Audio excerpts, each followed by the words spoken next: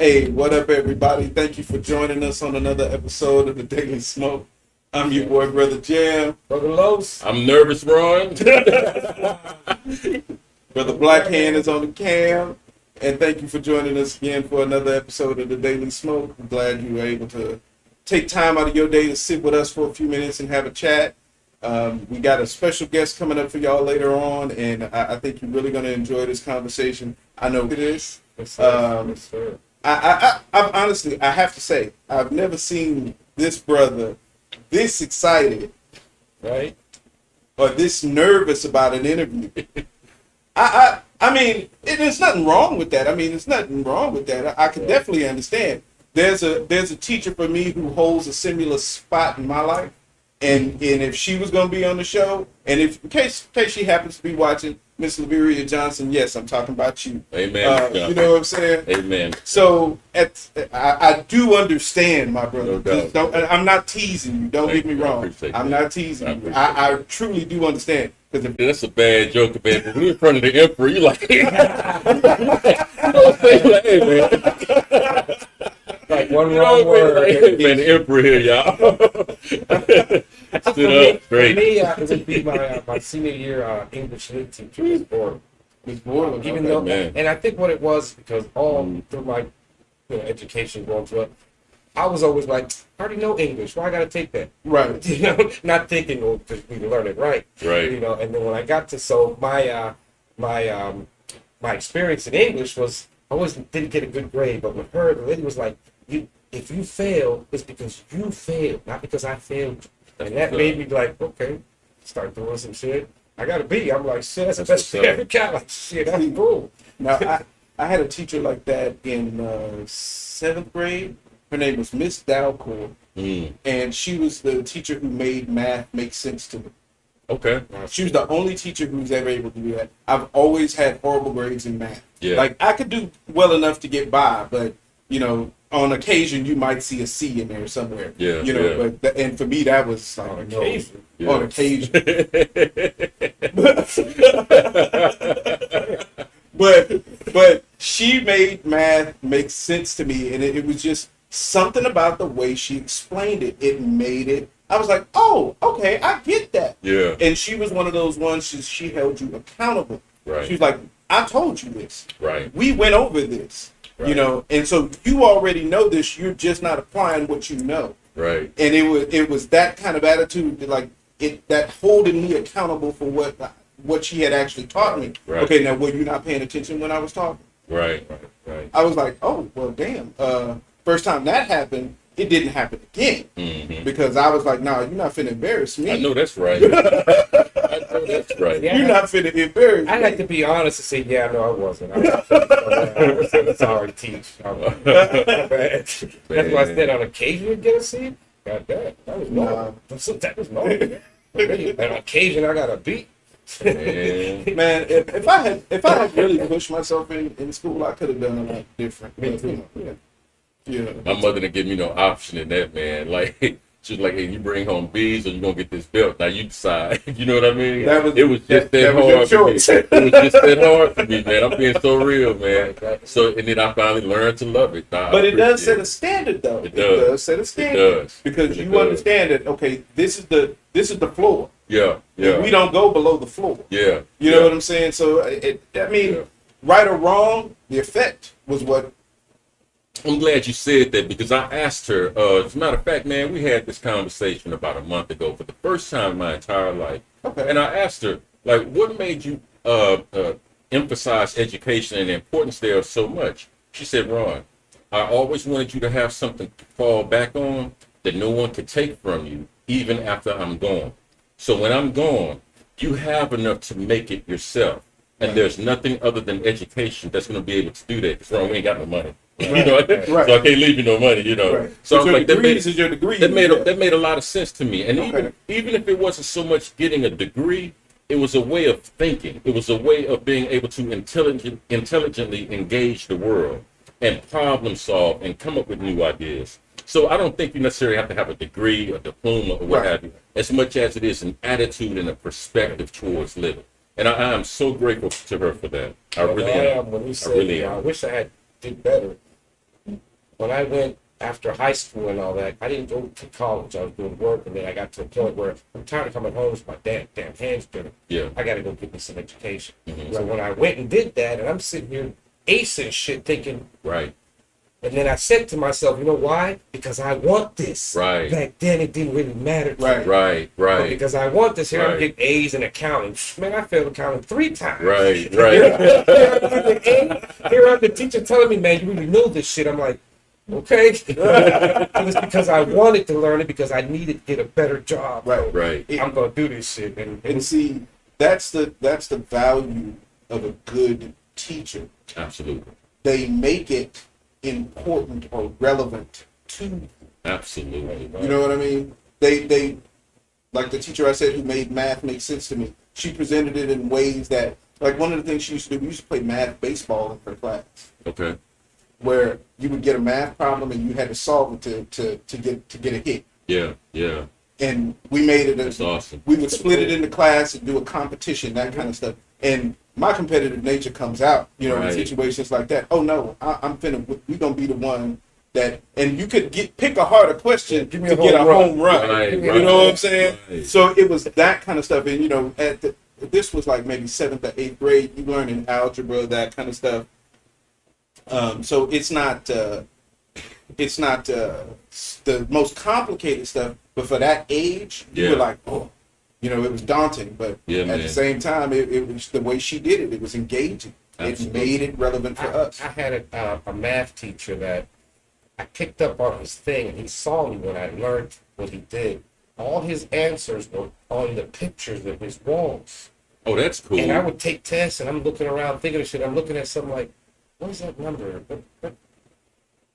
Then I started looking after a while, like, and he caught me one day. He said, "You see what you're doing?" And I'm like, "Yeah, I'm seeing the question is answered in that picture over there. Right, 'Cause right. The picture has something to do with this question." Right. He was like, "Don't tell nobody." I'm like, "Oh, fuck that! I'm gonna get all that. Right, They gotta right, figure that out." Right. Shit, Like, that's so O'Neal. He was like, "Shit, I figured it out. They gotta figure it out themselves." Yeah, it was Absolutely. pretty cool. Now that's brilliant, Yeah, man. that was pretty cool. Because it teaches you the answers are really all around Right, right. True. you. You know, And they I, teach you. and I guess his thought was, you know, because most of the time you're sitting there trying to do something, all of a sudden you come on when you're thinking about it, you start looking away from the paper and looking around.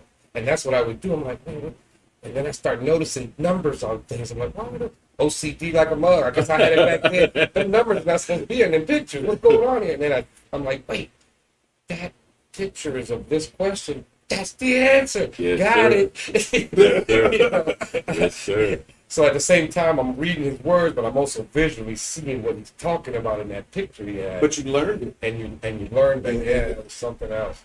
It's a crazy thing that teachers, the way a good teacher can guide you, Absolutely. steer you. Absolutely. What was it? The quote that I heard, and I don't. I'm sorry, I don't remember the source. It's like basically something along the lines of a teacher shows you what to look at, but doesn't tell you what to see. Absolutely. And I was like, Absolutely. wow, Absolutely. that really put a pin on it for me. You know what I mean? Absolutely. Man. Yeah, before we go on though, Oh yeah, gotta make some money, gotta pay the bills. we got to shout out to our partners, man. So check out, be sure to make sure y'all check out bangin832.com. Bangin 832 Radio, local internet-based Houston radio station. And they have the benefit of being partners with us. So that means on Sundays, they post up episodes of our show. So please go and check that out. And at the same bad time, 7 p.m. on Sundays. So please be sure and check that out. And they have a lot of other content on their website too. So please check out bangin832.com. Give them a look. They got music. They got other different podcasts and interviews and things like that. Really interesting stuff, man. So please go check them out. Also, we have Tamia Anderson, who's another partner of ours. Now, she is running her business, which is To me, it's a touch of care. Tamia's Touch of Care. That's right. And please be sure and check her out. She's a masseuse. She also does, I think it's the Reiki. Oh, Ricky, yes, she does do Yeah, Ricky. I That's forgot right. about that, yeah. I may get a Ricky session, come to think about You know what I'm it. saying? That's right. I forgot about that. Okay. That's right. Absolutely. Get We coming, Tamir. We coming. We coming. We coming. And Yes. please check her out, www.tamiaanderson.com. You know, if you want to try to get yourself healthy, get yourself in shape, she's definitely the person to help you start that journey and start it on the right path. So please be sure and check her out. And our other partner, South Park Coalition. oh yes, how can I forget? Hometown. Good. Absolutely. Okay, so the SPC, dude. Okay, South Park Coalition 35th anniversary show is coming up September 10th. It's going to be at the Scout Bar. Scout Bar. Scout Bar. Excuse me. Scout Bar. It's going to be at the Scout Bar. And y'all can get the tickets at Eventbrite. So please check that out. The tickets are available. I think they're $30 at the door, but it's $25 if you do the pre-sale. And the VIP is $50. So please check that out if you're interested. The South Park Coalition show. I mean, this is 35th anniversary, y'all. Yeah, man. This is going to be a hell of a show. Absolutely. Can you, Matter of fact, I'll be there. hashtag I'll be there. SPC35. right? I will So be please check that out. I guarantee you that's going to be a hell of a show. I'ma be September there. 10th, y'all got time to plan for it. I'm gonna be there with all my Negro tendencies. And now I'm ready to say hello to all my new girlfriend. All right, y'all. So we at that time of the show where we get a chance to introduce our guests. And before I say a name, I wanna say something directly from my heart. This individual that we have as a guest tonight is literally one of about 4 people that are the most integral in who am I and how I've developed as a person, professionally, academically, and personally. And the reason I'm so nervous is because, man, it's a rare opportunity that a person has to confront their mentor, their teacher, their parent, and be able to tell them after developing so long, thank you. Thank you. And I the first person is my mother, hands down. Right. Another is my mentor, James Avery, whom she met, by the way. Yeah. Her and her husband and my mentor, James Avery, all had lunch when I lived in Atlanta at a French restaurant. It was a very beautiful meeting, man. Right. I can So imagine. it was a meeting Wow. of the masters. Right, It right. really was, man. It really was. And now tonight, she's front and center. I want to introduce everyone. Dr. Lisa Osbeck, Professor of Psychology from the University of West Georgia. Lisa, how are you? Hey. Thank you so much for joining us. Thank you. How are Thank you you for having doing? me. I'm really, really honored to be here. And Ron, I want to just say, I'm going to use this so my voice is clear because I know I can be a little soft, but, there are teachers that influence us, but as teachers, there are also students that really influence us, that mean something to us, that teach us a great deal ourselves. And you, my friend, are one of a very select group of those I hold in the very highest esteem. And that's saying a lot because I've got a lot of wonderful students, but, there are always a few that you just never, ever forget, and that are really like family. So I want you to know that the feeling, maybe it's different because of the roles, but it's a mutual kind of feeling of respect and love and appreciation. So thank you. Thank you, Sue. Appreciate that. All right, so I'm not gonna cry. No way. So what we talking about, y'all? I'm off balance, y'all. I'm sorry. I'm off balance, y'all. I'm sorry, man. I'm off balance, Let man. that be up, period. I'm off balance, man. I'm off balance. I'm teary too. So totally. No, but honestly, Dr. Osbeck, we thank you first of all so much for joining us. We appreciate you taking time out of your day to sit with us for a few minutes and talk. So we really appreciate that. It's my pleasure. Seeing how you have affected our brother Ron over here, it speaks volumes, first of all, about your personality and who you are. And if I didn't know anything else about you, if I didn't know anything that you had accomplished or anything that you had done, just having the way that this man respects you would automatically put you in a category apart from anybody else. Right. Because I know how he is, and I know the caliber of person he is. And so for him to defer that onto you really, really carries a lot of weight. So we are honored really to have you here with us. Again, that you've taken time out to join us. But I think we wanted to talk about education as a topic really tonight. Right? Yes. Absolutely. And so I would like for you, if you don't mind, tell us a little bit about how you view that subject, or what it is that you might want to have to say, or where we can start this conversation. Sure. I think when I was discussing this with Ron, we kind of settled on the question of what makes education relevant, right? Which is a really big question. There's a lot of push now for education to be relevant, but I don't know that I have a ready answer as to what that means, right? There seem to be a number of different ways we can think about that. I can go over some of those, and then I have some ideas of my own. And I want to just say that I'm not by any means an expert on this topic. I did not specialize in educational theory. I just have picked up some ideas from lots of experience teaching at this point, and also as a parent. I have a child who's in high school, and I noticed what is helpful to her and what's not, right? So that's where these ideas are coming from. I don't want to present myself as an expert in something that I'm not. Right. But happy to share my opinions, and I'm also really interested in yours. I've already written a bunch of things down based on the conversation during the first 15 minutes. Okay, cool. Now, one thing I will challenge you on so far is, now you said you're not an expert, but let me just review real quick. You said you're a parent, and you've also had years of experience teaching.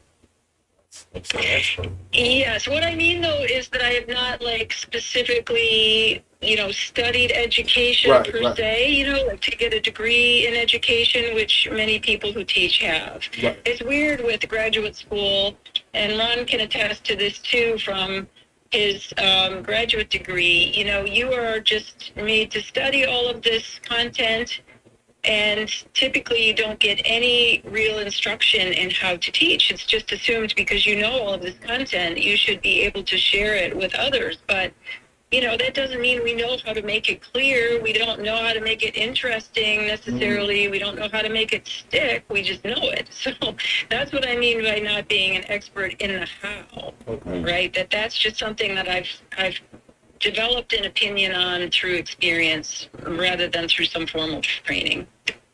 Yeah, I had looked up something earlier today. It almost says what you were saying there, that and I think I got this from edvisions.org. But one of the things they said was that the old drill and kill method is neurologically useless, and that was this person's opinion about that. Yeah. I'm gonna challenge y'all on that, but go ahead.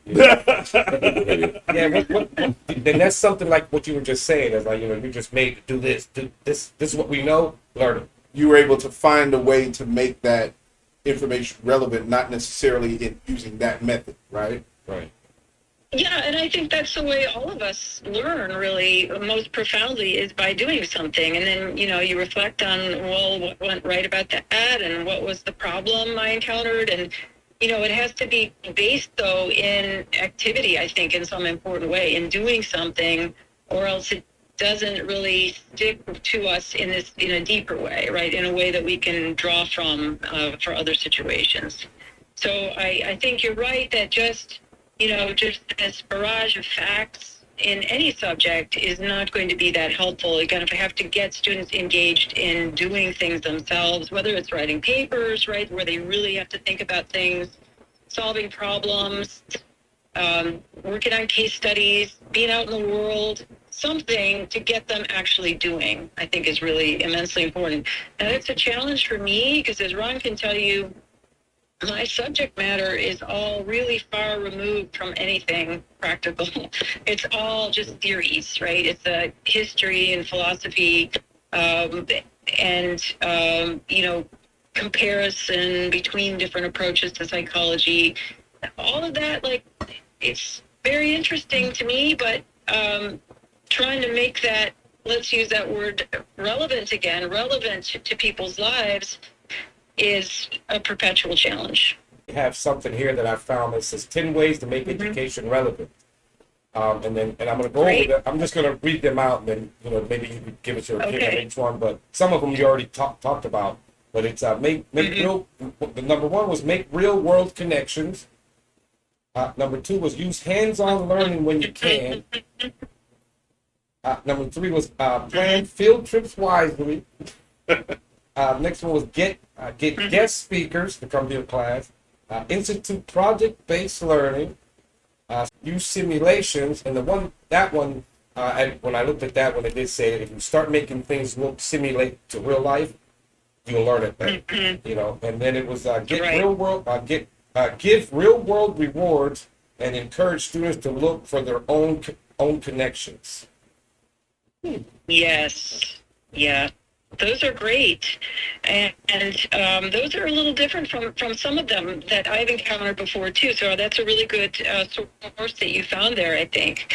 Some that I've heard, which I think there's something to this, but I think they're kind of limited. So one is relevant to some kind of future work, right? Does it have some kind of like immediate application to a job? Now, I'm a parent. I'm going to be paying for my daughter's college. And I can understand why, that's a concern. You want those tuition dollars, like in college, to go towards something that's going to give the child a career path. Yeah. But at the same time, that's not all there is, right? It's just that work world. What if that field closes up? What if, the person loses interest in that? Are they stuck in that the rest of their life just because they have that preparation, that career preparation? Right. So something Ron said I want to come back to is actually very close to the way I think about this. I think the purpose, the goal, is actually to teach a way of thinking, right? To really cultivate good thinking rather than to master a particular content area, even in higher education.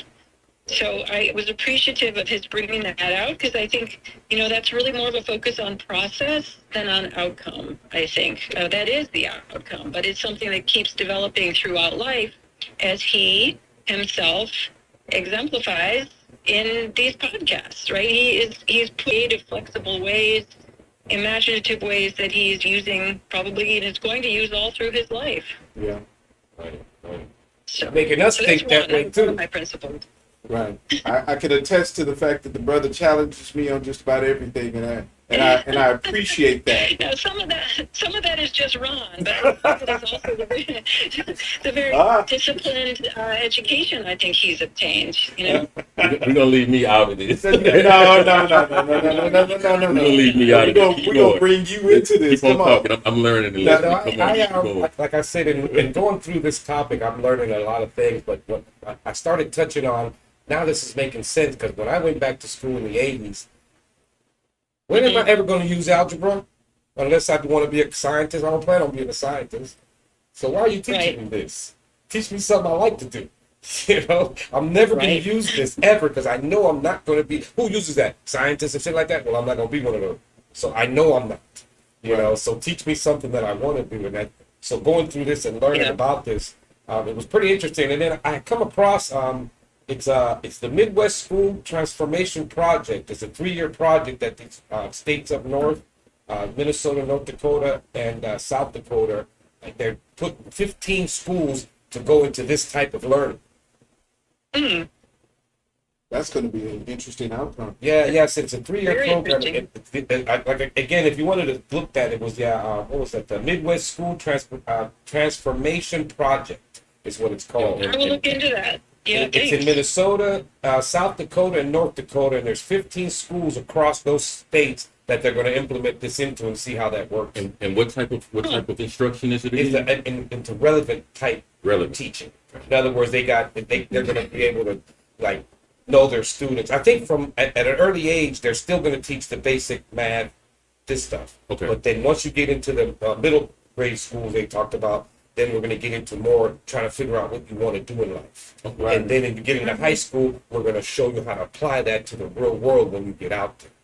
And so it's pretty interesting. Like I said, I have no clue about this. And when the topic comes up, like we say, he'd be making us think because we do go back and research things. And I've learned so much. Yeah, it sounds like you've already done quite a bit of research on it, and it's really helpful what you've come up with. I think also something that we're touching on, is this issue of interest is a tricky one, I think, because sometimes people don't know, everything there is to be interested in, right? So I kind of see that as something that sort of needs to be negotiated between, some ideas that the teacher is presenting and those that the student comes with, and kind of meet in the middle and collaborate and negotiate what it is the student is going to be taking up. Because I think if you just leave it entirely up to the student, you maybe shut down some possibilities that actually could end up interesting them. That's right. Like history and philosophy of science and medicine, Ron. Exactly. Right. Exactly. Exactly. So I don't know if you want to speak to that at all, Ron. I'd really like to kind of hear your experience too as a West Georgia student, and kind of how that was meaningful to you or not, given all the life experience you were already coming to school with, which was, by the way, very interesting to read about on your website. I learned a lot. Just I didn't know all of that, or at least I'd forgotten it. It was I don't know if you remember this, Lisa, but I was in grad school around 2006 to 2007. I started in October, and I believe I called Lisa one night on Skype at that time. Okay. I think we had a phone call on Skype around November or December. And I was struggling with something. I was struggling with, I was like, Lisa, the curriculum that I'm learning right now, they're saying that what I'm learning should be totally separate from the politics of everyday life, if you will. And I couldn't understand that. And my whole argument at that point was, well, I don't see how the two could be inseparable, because that's the applicability of what you're learning. And I hope I'm not misquoting you, Lisa, but what Lisa was trying to get me to understand was you have to have the academic world and for purposes of argument, the everyday real world separate, because you have to make sure it maintains its integrity, the body of knowledge that you're coming into and the information you're learning. Okay. I didn't understand that. And it was not until I graduated the following June, it was not until around maybe February or March the following year, I had to send her an email. And I said, teacher, I understand exactly what you were saying. I understand exactly what you were saying. Right. And I'm just really cutting a long story short when I say this, that I had to go through the learning process to understand what she already was. Yeah. What I appreciated most was her patience with me through the learning process. What I learned most was not so much the information that they imparted, but it was rather a way of thinking. Yeah. Exactly. And that was the freedom. That was the freedom, and that's what helped me gain the understanding of where she was coming from, along with Dr. Donovan Rice, who was a great mentor of mine as well during my undergraduate career. He was the head of our psychology department. African-American brother, by the way. Yeah. Brilliant brother, man. Brilliant. Those were things that they were imparting to the students that as students we just couldn't get it. And I probably never would have understood the lesson had I not gone to graduate school and underwent that rigor of academic study, So that's what I got from it, Lisa, to be honest with you. I hope that answers your question. Yeah, and I think that way of thinking, you can bring back then, Ron, into everyday life to evaluate like political situations, social situations, to evaluate the claims that are being made and the evidence behind those claims, right? Absolutely. If you develop those skills and those that precision of thought that I think you gained, Absolutely. Which you already had to a large extent, you really just honed and refined it, though. Absolutely. Right. Do you remember when, and I'm going to say this on camera and I'm cool with it. Do you remember when the first time I took statistics and I failed, and I think you were sitting in the hallway when I walked out of my last test, and you was like, what's wrong? 'Cause she was waiting to bring her class in. I was like, I just failed statistics. And I could see her heart reach out to me. Right. And I failed not because I couldn't learn it, because I didn't apply myself, to be honest with you. Okay. So the following semester, when I re-enrolled for statistics, I'll never forget when I started learning z-scores and, standard deviation, all that kind of fun stuff. We were walking, it was late at night, she had a last class and I was leaving my last class. And I said, Lisa, you know what I love most about statistics? Now I'm a psychology major. I said, it really refines your thinking. Yes. Okay. It makes you think in very precise terms, like in reductionistic terms. Okay. So it's not so much statistics, and I think this is the point that she's trying to bring out. Right. It's not that It is, statistics is so much to be mastered because you're a good numbers person. What they're trying to do is focus the attention of your thinking. Right. Right.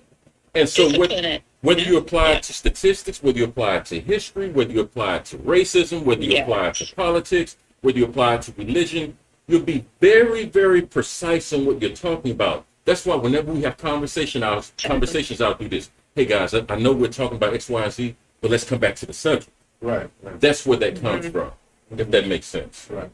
So that's one of the things that I can honestly say that Dr. Osbeck single-handedly helped me understand the importance of. I really do appreciate Very you well so said, much. Ron. That was exactly my point. You articulated it really clearly. And by the way, on more than one occasion, I had Ron lecture to my class because I felt he would do a better job of presenting the actual material, especially than I could. And indeed, I was right. So I want to just throw that up. Okay, so the first time I did good. I don't think so. Let me get the bad part out the way. So it was her. You remember this? Yes. I don't remember you bombing. I'll say that. I don't. It was her night class. Okay. And so we were talking about Jungian psychology, and her night class. I really felt bad. I thought I let the students down, and the students Probably. exactly, and that's exactly what she said then. So I know she wasn't lying. So No, I can't even remember that, to be honest with you, but I believe it would have been because it was a night class, because all I remember is students coming out to me and saying, wow, Mr. Johnson is a really good lecturer. He's a really good teacher. And that's why I kind of pushed you to keep going, because I thought you would make, how many times have I told you you'd make a great college professor, Ron? Oh, yes. hear you. Yes. I could see I you. hear you. But that's really John, to be honest with you. I That's definitely really you. no, That's really no. you. That Yeah. I could see him. I could see him doing that with his desire to help people in the attention he could give. Ron would be excellent as a teacher. Well, I'm old. So That's no excuse. Okay, I was going to bring up two other, not that you're asking, but just so I get these in, I was going to bring up two other ideas I have about relevant education that are a little bit outside the norm. Absolutely. And Ron exemplifies both of these, I think.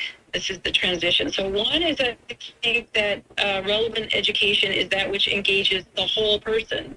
And a couple of things were mentioned about the importance of curiosity, right? I think that's an example. I mean, it's not enough to just learn good thinking, even though that's hugely important. And that's the main thing maybe that Ron's been emphasizing. But, stimulating the curiosity, but also the emotional connection to the material, which I think that's what really students were relating to so powerfully in Ron, was his passion for the subject matter that really came across. And I think that emotional connection is huge in education, and even the spirit, right? Whatever that is, however we define that, I think that also needs to be engaged for education to be truly relevant. So I don't think we can just take one part of the person and develop that. I think we have to develop the whole person. And I think then also along with that, and this also relates to Ron, I think in developing whole persons, I think one of the goals is to make people better persons, right? To make people better citizens of the world, to make them better human beings. Yes, I think education can do that if it's truly, genuinely relevant in the kind of broader way we're talking about. So just wanted to get that out there before we move on too much. What are your thoughts on that? No, I agree wholeheartedly. Yeah. Because the thing about it is that when you address the whole person, you don't run into a lot of pitfalls and things like she was talking about earlier. Kids going to school for a degree for 5, 6, 7 years, to however long it takes them to finish, and then finding out once they get into that field that, oh, I hate this. Now this thing that I've invested so much time and energy in and money in is basically useless because I don't want to do this. And now my life is a torture, and I'm still paying back student loans. But that's a whole nother. Amen. That's a whole nother subject. So, Exactly. you know, you wind up in those kind of situations, but when you address the kids as whole people, then you can get to the core of what they might actually be interested in pursuing. You know, I remember being in school, and at 8, well, for me, I was 17, but graduating at 17, and the question that everybody would ask me was, what are you going to do? What are you going to do? What are you going to be? We'll go home and make a sandwich. Right. Know that commercial, remember? Remember that? I'm like, dude, I'm 17. I don't have a clue. Right. You know, and I came up with some answers that sounded good and made people go, oh, yeah, I can see you do it. But I had no clue, you know, and so it just wasn't one of those things that was really looked at or explored, or even I was even encouraged to try and figure out what I wanted to be, you know. And I think that's one of the things that we would really need to improve in our education system is addressing the kids as individuals, you know, instead of, okay, the current school system that we have was built to train factory workers. You know, it wasn't meant to train individuals, you know, and that's what we're stuck with until we can get it changed. Just to keep that wheel turning, you know. Right, exactly. Right. The machine wheel, right? Like, speaking on that, I mean, I went to school in the Department of Defense schools, and I don't know if you guys had it, but every year, twice a year, we get this test that they give us, and the results of that test, were what you might turn out to by your answers of what you may want to be. Like some kind of aptitude test? Yeah, it was, you know, but they tell you the different types of jobs and or careers or things that you could become: a scientist, a teacher, a ballroom dance instructor, all these things. And they always gave us these tests all the time. I always wondered, why are they giving us these tests? I mean, are they trying to make me think, do I want to be one of these because my testing is formed by one of these? Right. But I don't want to be a ballroom dance instructor. Was that one of your results? That was one of mine. Every time I took the test, that was the one that I should have been a ballroom dance instructor. I'm like, you gotta be kidding me. A scientist in one, some other astronauts in another. I'm like, you know, but then again, like I said, I went through the Department of Defense schools, and, you know, we're really supposed to be the next soldiers as the children of soldiers. So, you know, and I guess that's what they would put, like, hey, look, after you do your duty, maybe you want to be a dance room instructor. You know, I don't know if you guys got those. We didn't get those. At least not here in Texas. We didn't get those. But I'm trying to picture you as a ballroom dance instructor, dude. Oh no! Oh no!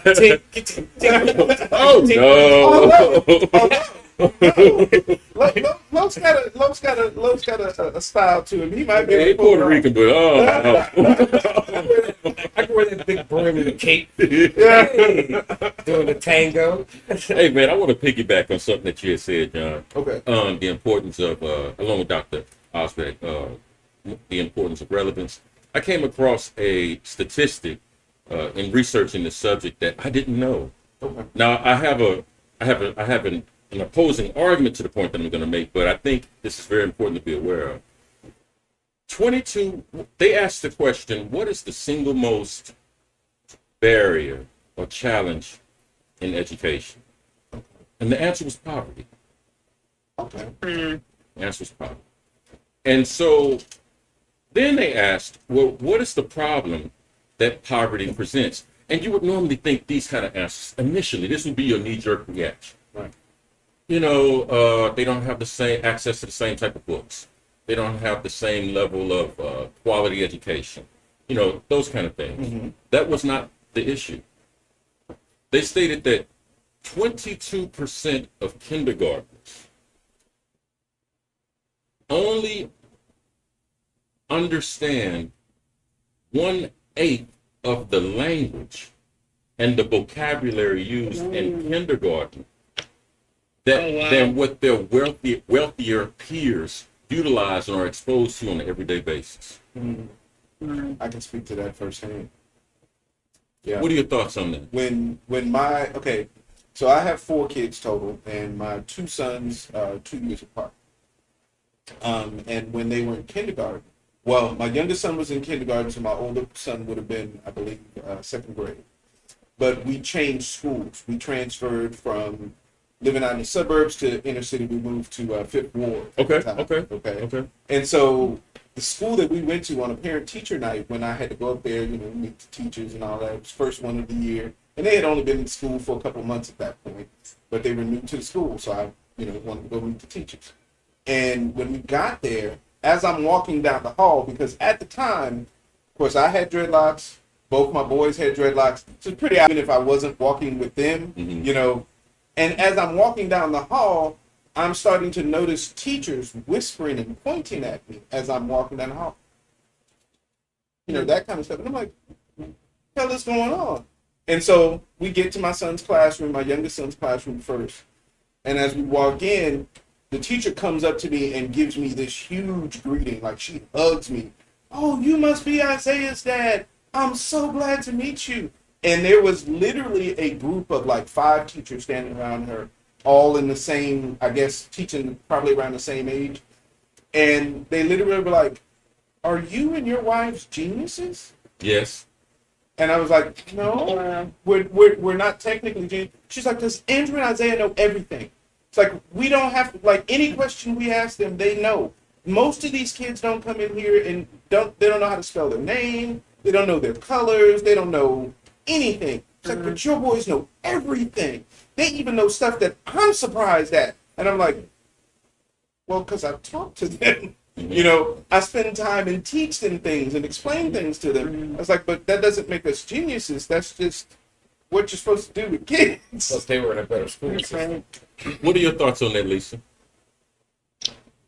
Oh, it's so tough. I mean, which aspect of it? I mean, I certainly appreciate the problem you're bringing up, Ron, and it's pretty staggering that that's, the main problem, the main issue. Although I was going to guess that it was food insecurity for a lot of the kids in question, and so thinking about like the hierarchy of basic needs, maybe some, don't even have enough food to be able to concentrate on learning in some cases. And that's a real problem that all the educational theory in the world is not going to get around. Right. But I think it's a broader issue. I'd be interested in your thoughts on how technology and media and things might be contributing to this problem of, people just not knowing, kids not knowing the most basic stuff they're supposed to know when they go to school. I mean, I know it's an income issue, but I think it's also a broader cultural issue now. I don't know that I'm directly addressing your question, but I think there are a number of things going on, in other words, that are impacting the way our kids are being left behind in some of the most basic learning they're supposed to be doing from a very young age. I think that like you said, the food availability issue, the hunger issue ties directly back into the poverty issue. Just like you have in some places you have huge numbers of kids who are homeless. Yeah, that's right. And that's one of the things that was so shocking to me is the numbers of kids who are actually elementary school age but are homeless. We saw a case a few years ago where this woman she was using a fake address so her kids could go to a good school, and they wind up catching her, but she wound up going to jail for that. For education. Just so she was trying to give her kids a good education. Don't get me wrong. Yeah, she was wrong. She wasn't using her real address. She didn't have an address, and she needed her kids to go to school. I don't think she was wrong. I mean, I'm saying wrong by the letter of the law, Right. but if you're talking about the intent of a parent trying to raise their child as best as they see fit, she wasn't wrong. Right. Absolutely. Right. Absolutely. That's interesting. Nobody out there that wants to call in and give us more about Yeah, give us a call in. If you're watching the episode and you have any thoughts on the subject matter we're discussing, or if you just want to call in and share with me how brilliant and wonderful my Dr. Osbeck is, please call in. We'll take that too. I think there's a Mr. Richard LaFleur watching. Thank you so much. Ron is. We could also hear about. Yeah. All of you, actually. This has been really enlightening and interesting. It has. So, Thank you. Again, I don't have answers here, and I think maybe just articulating the questions and the problems is as close as we can come tonight. Yeah. Now, it'd be nice if we could solve the world's problems in an hour, but It would be. Well, you guys will do it, right? Eventually we will. We're trying. But We're trying. we're here to start those conversations. That's really the point. So thank you for giving us this opportunity to be able to have this conversation. Oh, wait. Richard Fool Okay. calling in. Got a call. Okay. Yeah. Okay. So hello? Just put on speaker. How's it going? This is Richard. Oh, thank you so much for calling in. This is Brother Lowe's from the Daily Smoke. And we have you on here, and I guess Dr. Osbeck. Is that Yeah, let me Richard first say LaFleur that by any she chance? It is. Yes. Ah, That works, man. okay, he's my colleague. Nice. Thank Great. you for watching. I have a lot of thought respect. We are colleagues, but she was my teacher at one time as well. Richard, can you speak up a little bit louder for us so we can hear you? What's your question, Richard? Yeah, I said my comment was we are colleagues, but she was my teacher at one point as well. Were you able to hear her? Okay. I didn't hear it. Okay. 1 second. How can I raise the volume, Okay. bro? It should be all the way up. Okay, cool. Richard, just one more time. We apologize, man. If you could state what you said previously. Sure, can you hear me now? Yes, sir. I said Elisa and I, we are colleagues, but she was also one of my professors as well. Oh, he says you were colleagues, but you were one of his professors as well. Nice. And ask him about structuralism and functionalism, Ron. Make him answer a question on that. Did you hear that? She said to ask you a question on structuralism and functionalism. I can't do that because I have to go read those words and what they mean. Didn't even look at me. He wrote a paper on those topics for the history class. That's a running joke we have, and in one of our classes, I ventured to write a paper on E.B. Titchener and structuralism and William James functionalism and how they intersect, and she graciously gave me a B on that paper, and I think it was out of pity. So He wrote a paper on it. She graciously gave him a B on it. That's not true, Richard. And also, what I really liked was that you creatively tried to make the connection to contemporary neuroscience. Damn. So again, back to right about people It was thinking a fun and paper, but making connections, right, and not just swallowing and spitting back what the teachers want them to learn. Right. When you join our show, and Richard. now he is a professor. He might be good to have on your podcast sometime because he is now getting something of an international reputation in narrative psychology. He works with veterans, and he can tell you more about that on another occasion, but he does some really, really interesting work that is very well regarded, and he's a rising star in psychology. Wow. Nice. Well, Richard, if you would like to come on our show, man, we would love to have you, brother. Thank you for being here. sure, we can definitely make that happen. But the one thing I wanted to say about the conversation tonight is, I put this in the chat, the idea of knowledge is also part of this conversation. Learning and developing our knowledge base facilitates our growth. And I think that's something that you guys sort of talked around tonight. The more we know, the more we expand our knowledge, but Absolutely. we are also able to expand our capacity to be in the world as well. So I just wanted to make that point. Excellent Good point, Richard. Yeah, Excellent it point. really is. Thank you so much for Okay, calling I'm in, going to man. stop off and just the podcast, so thank you guys. Thank you, man. We're blessed by your presence, man. Thank you. Here you. I want to say something about that now. The issue of knowledge. I'm glad he brought that up. Mm-hmm. This is the main problem I see in education now. Yeah, education should be relative, but there also should be benchmarks and standards. It should be standardized. I'm not. I don't think one has to come at the expense of the other. My That's issue, what I meant by kind of a compromise, Ron, or a negotiation, right? Absolutely. Between the interests of the student and you can call them the benchmarks. absolutely, 100. But now, and I'm only going to use politics as a model. So I don't want people to start thinking that I'm talking about politics as much as I'm talking about knowledge. Right. So because of the internet, I had my mixed martial arts instructor. He made a valid point.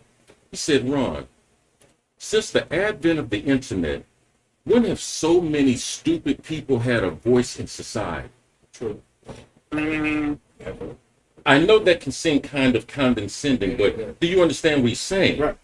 And now, because we have so many Google scholars, we have fake news, if you will, now people are being exposed to information that may not necessarily be factual True. or accurate.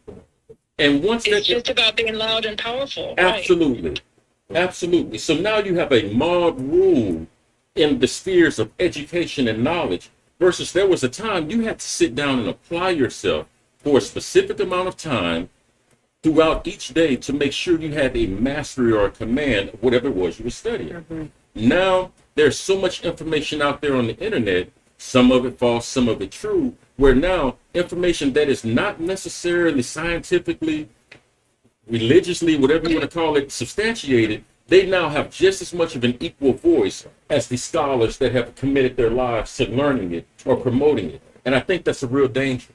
It is, but again, you have to realize the context, because we're living in an age where all of this, as far as social media, those, like you said, those masses of stupid people having a voice, we're living in an age where all of this is brand new. We haven't figured it out yet. If you look at what, and don't get me wrong, yes, it has the potential to go south, and it could be very bad for humans as a society, but it also has the potential to be really good. If we could get the idea of the internet, training people to be able to use the internet and discern, and again, it goes back to a basic education, critical thinking, learning how to think and how to analyze information, which is not something that's currently being taught. But if you have a populace that has this same, everybody has that same base, then you have the potential for something like the internet to be amazing, because you have so many critical thinkers with access to information. That's really what it's supposed to be. Yes, it's an ideal, but it could potentially be that if we could get it there. I think we're lazy. I do. No, I really do. I'm not being honest. I think critical thinking involves a level of attention and interest and discipline that the average person is not willing. The educational system continues to fail our children. I don't see critical thinking being something that the masses are going to naturally gravitate to. I think that may be an American perspective, because in other countries they're doing it. In other countries they are making they're reforming their education system. There's countries that were ranked low on the totem pole like we are. I think we're like 49th in the world as far as our education. So I don't remember the country, but I want to say it was one of those Norwegian places like Sweden or something like that. Yeah, but they're smaller, John. But okay, here's the thing. But it's being done in reforming their school system. Their students only go to school about 20 hours a week. Their students are encouraged to go outside and play. Be kids when you're young, and I'm talking about like elementary school age. The documentary that I was watching didn't talk too much about the high school aspect, but they completely reformed their dealing with the kids as individuals, and allowing them to be kids when they're kids. And their scores internationally shot up. Now they're like the 9th or 10th or something in the world, from being ranked down at the bottom with us. I know it's going to seem like I'm being cynical. But I'm going to say it anyway. Go for it. How many PlayStation 5s in Sweden? I have no idea. That's my point. Right. You see what I'm saying? But like, if you think that's where our attention is. But if you think about it, why is our attention there? It's because the current education system we have doesn't leave these kids with any other outlets. So the cultural values direct our attention and our value of education and thereof, right? Right. All right, fair enough. I can ride with that. Okay. Okay. By the way, PS5s all around the world. You're right. Okay. All right. And they ain't going down in sales. Right. That's all I'm saying. Well, you know what? We're just about out of time here. I hate to have to cut this off because it was great conversation. I learned just doing the research for it. I learned something today. So it's like you say, you learn something every day. So I'm glad that some of the points that I brought up were something that, made me feel like I'm smart. I talked today. Right? Definitely. But thank you so much, Thank you. much for being We here with really us today. appreciate you joining I us. was nervous as Oh, hell, it's my y'all. pleasure. Thank you for having me. Really, it's meant a great deal, and it's been a lot of fun. And I have so much respect for all of you and what you're doing. And Thank you so much. I'm going to keep tuning in. Thank you, Lisa. And, Thank and hopefully you so we much. see you again with another topic. Yeah, too. You're always welcome here. Now, hey, Look, you've been on the show now. Now you're family. Family. So Family. just let us know when you want to come Pick you back. up on that sometime. All right. so, Okay. yeah, Take so- care. Thanks again. Thank you, Lisa. Thank you. And Lisa, personally, I know we're going to go over Yeah. time, but I want to tell you, I love you. I love Joe. I love Cece. And just like Richard said, you are one of the, to me, I think you are a paradigmatic individual of influence in my life. And that's Oh, how man, I feel Ron. about you. And I really Thank appreciate you. you. I would have never gone to England without her. She's the one that pointed me in that direction. Really? Absolutely. That's my point. There are a lot of things you all don't know that's responsible for me for who I am. Right. So, I really want to thank you so much, and I wish you the best, and I pray that, all of your future students can have the same experience, which they should, as I've had. And it is an honor and a pleasure to call you a friend and a mentor. Bless you, Ron. I've got no words for that. I'm just touched and so appreciative. So thank you. I wish they all turned out like you. That's all I'll say. You can't have it all your way now. You need a few of us in the world A few too. lows up in here. But anyways, thank you so much. Thank you all for tuning in. Don't forget to check out our sponsors. 832 Bangin' Radio. Banging it. Bangin' 832 Radio, and it's www.bangin832.com. We do check us out there on Sundays at 7 p.m. And then they have a lot of other content. It's a radio station. Go check it out. They know what they're doing. Hey, if you're from Houston, you gotta like what they're doing. They're doing Houston stuff. Right. And they got other podcasts also that you can check out there too. And then don't forget Tamia Anderson, Tamia's Touch of Care, right? Yes, sir. And it's www.tamiaanderson.com. To get with life, get a massage. Go check her out. She knows what she's doing there. Y'all say she does forgot the slogan. that Ricky stuff. Hey, man, to give your life, get a massage. Yeah. So real. check her out. She knows what she's doing. Plus, she's a veteran, and so it's a veteran-owned Yes, she is. business that she has there. So make sure you check her out. And then check out our hometown SCP South Park Coalition 35th anniversary. SPC. I think about what y'all saying. SPC. Okay, that was funny. South Park Coalition 35th anniversary on September 10th. It starts at 8 p.m. It goes until 2 p.m. You get your tickets on Eventbrite. It's at Scout Bar here in Houston, Texas. So make sure y'all check that out and just keep checking up on our website. And that's another thing. Don't forget to check us out at www.theddailysmoke.com, THADailysmoke.com. Where you know anything and everything about us, where you know when we have these special guests on like we did today. So make sure you check us out there. For donations, Cash App, $TD Smoke. So with that said, I'm Brother Los. Brother Jam. And I'm still nervous. And Black Can on the Can. Thank you all for watching, for tuning in. Hey, Richard, check us out, man. We want you to be on the show, too. Yeah, for sure, So brother. go into the website and check the Want to Be Experience. We'd love to have you on to continue this type of conversation. Absolutely. Make sure you hit that like, It's just subscribe, and ask them share. about moral injury. Sorry. Huh? What was that? That's moral injury. is Moral Richard. injury. So, hey, maybe that's what we're going to talk about with Richard. Ooh, So, okay, I'm down. So, Yeah. right, Yeah. I'm down too. Yeah, All right, yeah, let's go. do it. much love for y'all support. Peace. We're out. Bye.